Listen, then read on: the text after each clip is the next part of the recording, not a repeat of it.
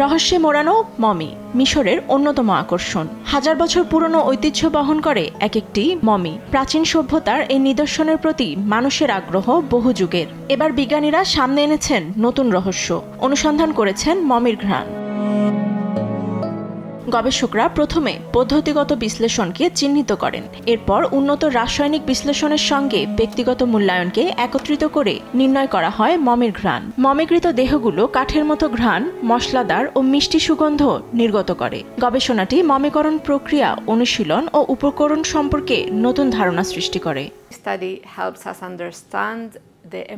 গবেষণাটি মৃতদেহে ব্যবহৃত উপকরণগুলিকে আরও ভালোভাবে বুঝতে সাহায্য করেছে।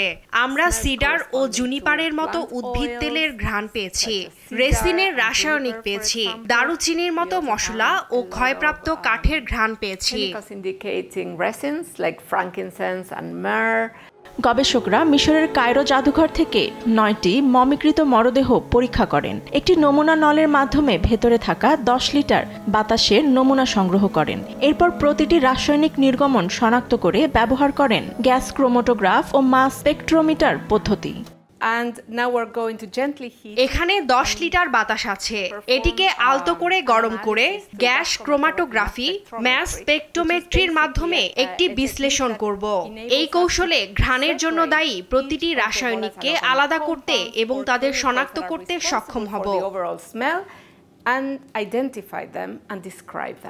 অনুসন্ধানে জানা গেছে সুগন্ধিগুলো রেসিন, প্রাচীন শোষণ প্রক্রিয়ায় ব্যবহৃত মোম থেকে উদ্ভূত।